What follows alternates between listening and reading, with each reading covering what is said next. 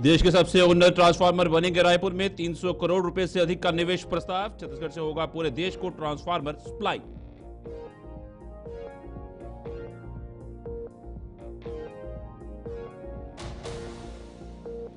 पूर्व मुख्यमंत्री भूपेश बघेल ने दिया महत्वपूर्ण बयान, कहा विष्णुदेव साय के सुशासन में पत्रकार सुरक्षित नहीं।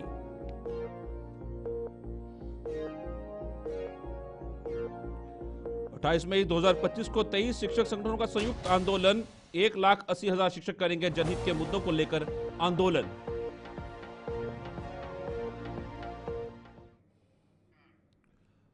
नमस्कार, छत्तीसगढ़ी खास खबरें देख रहे हैं आप सब। मैं हूं आपके साथ साहिल केतनी। छत्तीसगढ़ देश के डिजिटल परिदृश्य में बड़ा कदम रखने जा रहा है। रायपुर में अत्याधुनिक आर्टिफिशियल इंटेलिजेंस आधारित डेटा सेंटर स्थापित करने के लिए technology company ESDS software solution limited ने 600 करोड़ रुपए से अधिक के निवेश का प्रस्ताव मुख्यमंत्री विष्णुदेव साय के समक्ष प्रस्तुत किया है। मुख्यमंत्री से नई दिल्ली स्थित छत्तीसगढ़ सदन में मुलाकात के दौरान कंपनी के चेयरमैन पीयूष सोमानी और उपाध्यक्ष लोकेश शर्मा ने कहा कि ये सेंटर न केवल छत्तीसगढ़ बल्कि पूरे भारत के डिजिटल भविष्य को गति देगा। इस प्रस्ताव के माध्यम से छत्तीसगढ़ को AI, cloud technology, cyber security और डिजिटल स्टोरेज के क्षेत्र में अग्रणी राज्य बनाने की दिशा में ठोस पहल होगी।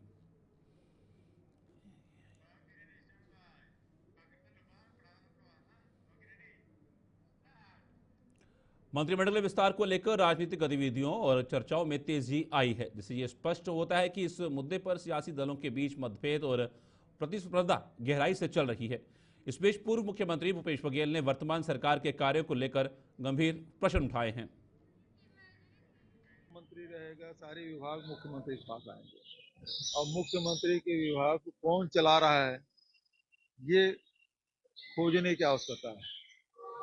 ये आखिर आज चाहे वो माइनिंग की बात हो, चाहे ट्रांसपोर्ट की बात हो, चाहे आबकारी की बात हो, चाहे शिक्षा विभाग की बात हो, सारे विभाग मुख्यमंत्री के पास हैं और इसमें कौन लोग काम कर रहे हैं ये खोजने का विषय है। मैं आपको क्लू दे रहा हूँ, खोजिए इसमें कि इन विभागों को कौन चला रहा है। मंत्री रहे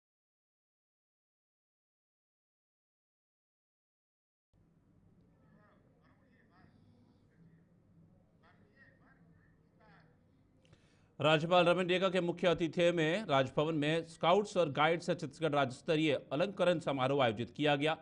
इस अवसर पर राज्यपाल ने राज्य के सर्वश्रेष्ठ स्काउट गाइडर, रोवर रेंजर एवं स्काउट गाइड को राज्यपाल पुरस्कार से सम्मानित किया।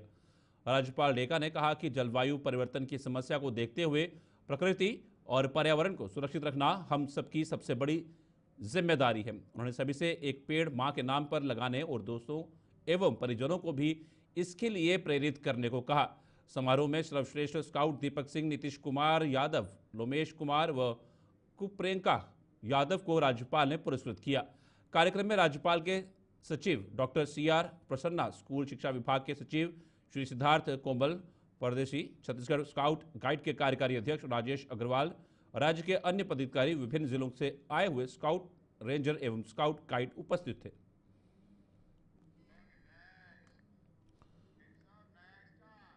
विकसित भारत के सपने को साकार करने की दिशा में छत्तीसगढ़ एक और बड़ी छलांग लगाने जा रहा है। देश की प्रतिष्ठित कंपनी करमवीर इलेक्ट्रॉनिक्स लिमिटेड ने रायपुर में अत्याधुनिक ट्रांसफार्मर निर्माण इकाई स्थापित करने का प्रस्ताव मुख्यमंत्री विष्णुदेव साय के समक्ष प्रस्तुत किया। इस इकाई में 300 करोड़ रुपए से अधिक का निवेश किया जाएगा, जिससे छत्तीसगढ़ का नाम देश के सबसे बड़े ट्रांसफार्मर निर्माण केंद्रों में शामिल हो जाएगा। इस अवसर पर कंपनी के प्रबंध निदेशक श्री विवेक जैन ने मुख्यमंत्री से छत्तीसगढ़ सदन नई दिल्ली में मुलाकात की। बैठक में प्रस्तावित परियोजना की रूपरेखा, निवेश संभावनाओं और रोजगार सृजन के आयामों पर विस्तार से चर्चा हुई। श्री जैन ने बताया कि ये यूनिट तकनीकी दृष्टि से देश की सबसे उन्नत ट्रांसफार्मर निर्माण इकाई होगी, जो भविष्य में ऊर्जा क्षेत्र की जरूरतों को पूरा करने में मील का पत्थर साबित होगी। इस अवसर पर मुख्यमंत्री के प्रमुख सचिव सुबोध सिंह नई दिल्ली में, छत्तीसगढ़ के इन्वेस्टमेंट कमिश्नर रितु सेन भी उपस्थित थी।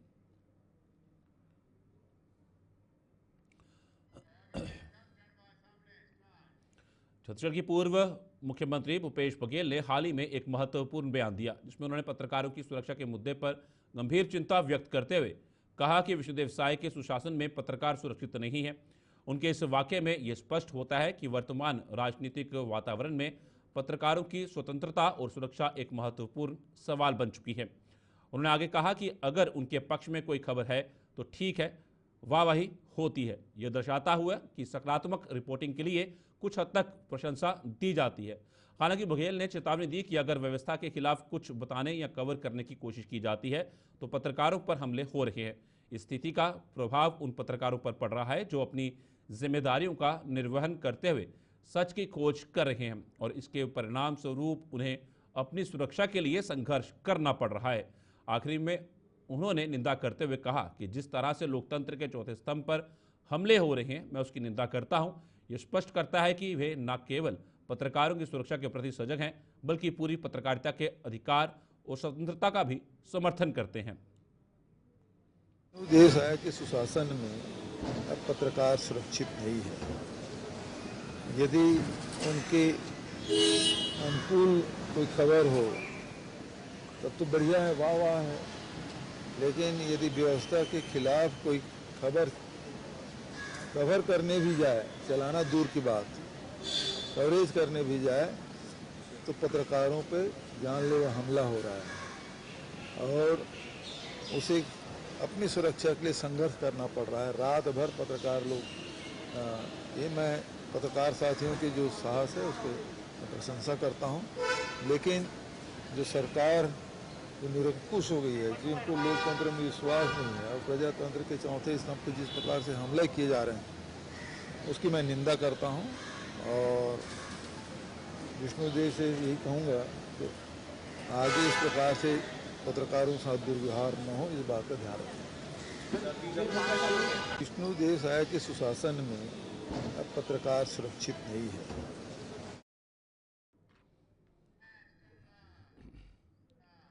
प्रदेश के 23 शिक्षक संगठनों का संयुक्त मंच आगामी 28 मई से एक वृहद आंदोलन करने जा रहा है, जिसमें विभिन्न 4 मांगों को लेकर यह आंदोलन किया जा रहा है। साथ ही साथ धरना प्रदर्शन कर महानदी भवन मंत्रालय का घेराव करेंगे और अपनी मांगों को सरकार के साझा करेंगे।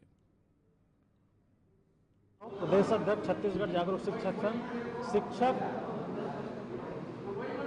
हमारा आज का जो प्रेस कॉन्फ्रेंस है उसमें मुख्य रूप से जो युक्तिकरण है उसका विरोध करने के लिए हमने अभी 28 मई को एक दिवसीय मंत्रालय का घेराव रखा है। उसके संबंध में है सरकार का ये जो युक्तिकरण है उसमें हमारे शिक्षकों को कम किया जा रहा है।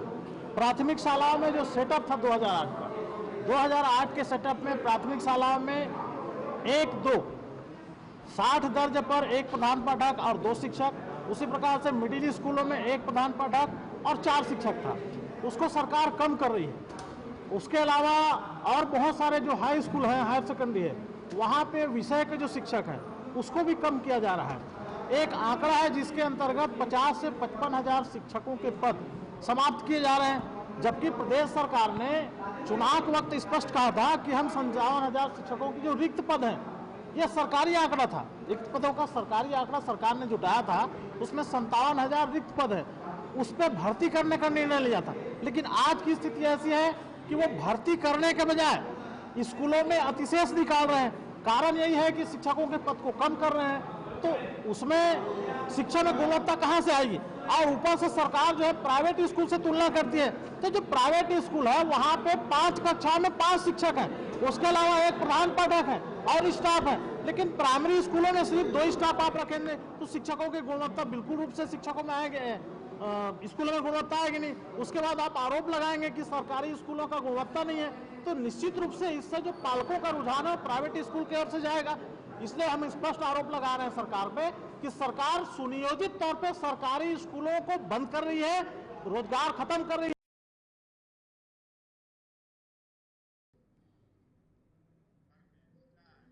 राजधानी रायपुर के शासकीय अंबेडकर अस्पताल में एक चौंकाने वाली घटना सामने आई है, जहां पत्रकारों के साथ सुरक्षा में तैनात बाउंसर और प्लेसमेंट एजेंसी के कर्मचारियों ने बदसलूकी की।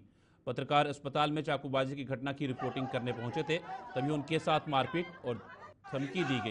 ये घटना न केवल मीडिया के लिए बल्कि समाज के लिए भी अत्यंत चिंताजनक है, क्योंकि यह दर्शाता है कि पत्रकारिता का कार्य कितना खतरनाक हो सकता है। विशेषकर ऐसे संवेदनशील मुद्दों पर प्रकाश डालते समय पुलिस अधीक्षक एवं जिला कलेक्टर ने संबंधित आरोपियों के खिलाफ कठोर कार्रवाई करने का सख्त आश्वासन देते हुए पत्रकारों की सुरक्षा और उनके अधिकारों की रक्षा का आश्वासन दिया है। पुलिस ने यह सुनिश्चित किया कि सभी उपस्थित इंडिविजुअल्स सुरक्षित हों और उन्हें कोई परेशानी ना हो।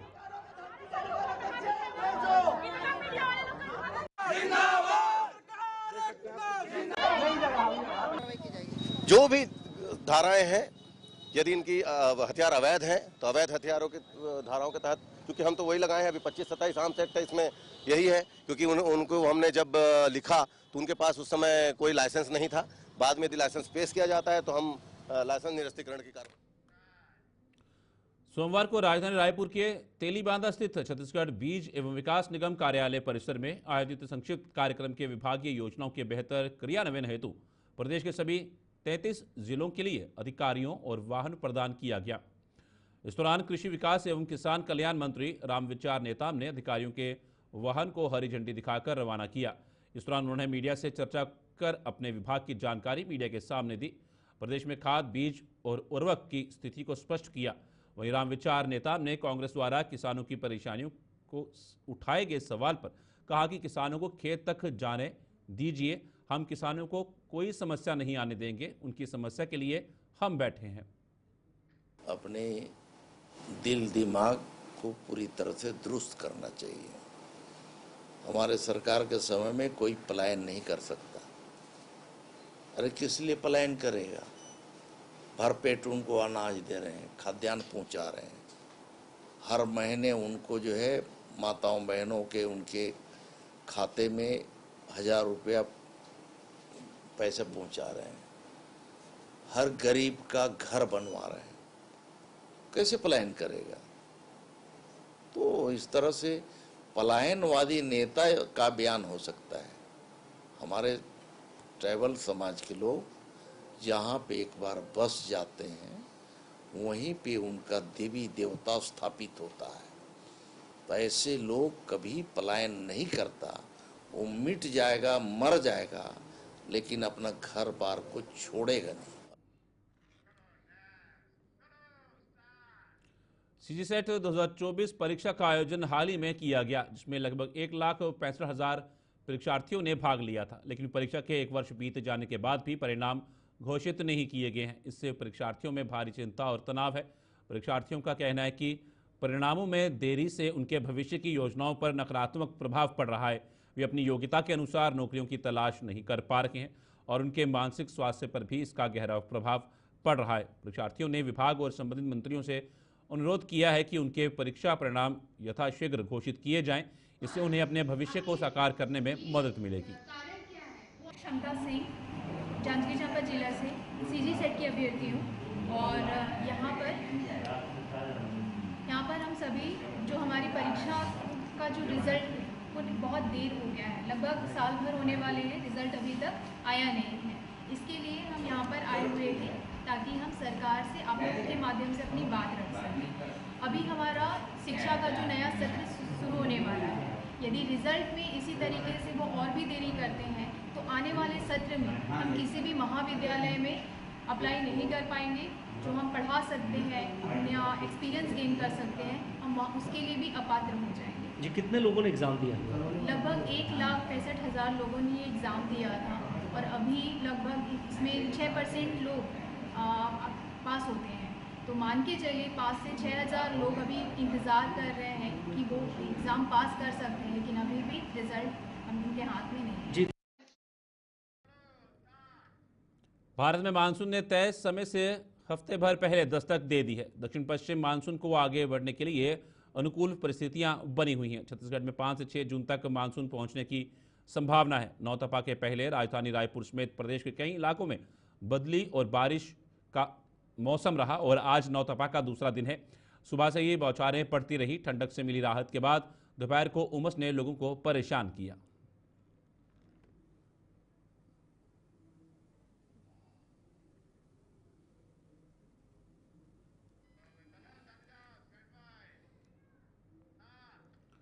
छत्तीसगढ़ की राजधानी रायपुर में स्थित संस्था नया सवेरा जन कल्याण समिति ने मध्य भारत क्षेत्र के संस्कृत भारती संगठन द्वारा आयोजित एक विशेष सत्र में अपनी भागीदारी को उजागर किया। यह विशेष सत्र 19 मई 2025 से 31 मई 2025 तक रायपुर के सुरौना इलाके में स्थित KPS स्कूल में आयोजित किया जा रहा है। इस विशेष शिविर के दौरान पंडित कृष्ण संस्था ने भोजन व्यवस्था में सहायता प्रदान करने के लिए एक प्रमुख भूमिका निभाई, जिससे यह सुनिश्चित किया जा सके कि सभी प्रतिभागियों को उचित और संतोषजनक भोजन उपलब्ध हो सके।